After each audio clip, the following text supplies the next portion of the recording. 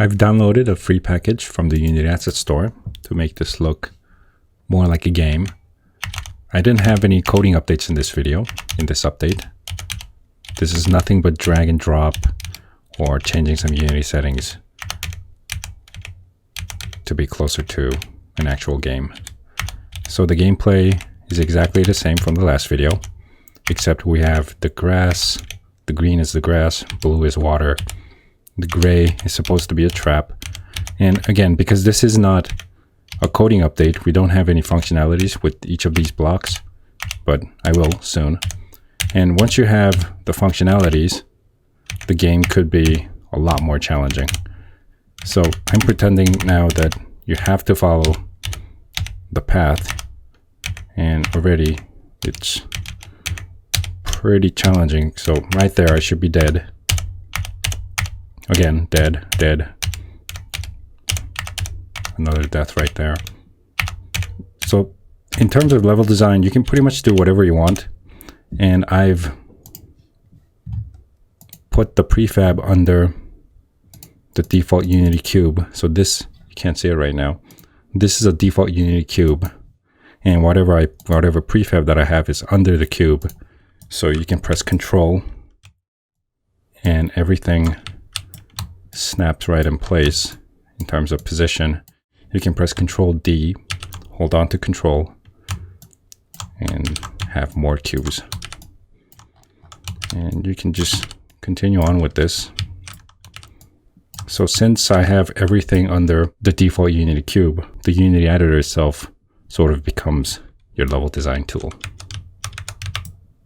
And these cute little assets are from Mesh Tint Studio. They're called Mesh Tint Free TileMet Megatoon series. They're from the Unity Asset Store. I'm going to have all the links below so you can download everything in this video. And later I might have a few more different mechanics, maybe a few abilities, maybe items that gives you certain abilities. I might have jumps for the snake to jump over a single empty block or an obstacle. And I think if you combine Snake with other game styles like roguelike or Metroidvania, I think that becomes interesting.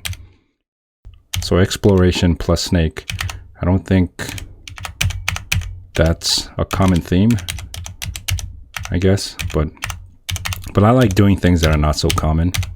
So in the future, this might turn into a Snake plus sort of like a Metroidvania feel to it, with all the different items, level design, some complex dungeons, and so on. And lastly, you might have noticed the chase cam. I didn't code anything for that. Instead, I simply downloaded Cinemachine. This object you see here, state-driven camera, that's from Cinemachine.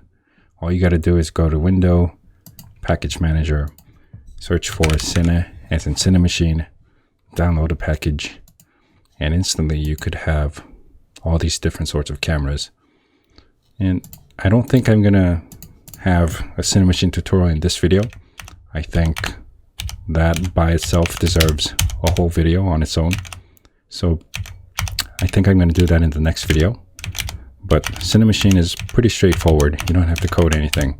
All you got to do is drag in a few things, set up the numbers, set up offsets, dead zones, and other stuff. Okay, so I think that's enough for this video. Let me know if you have any questions, and thanks for watching. I'll see you next time.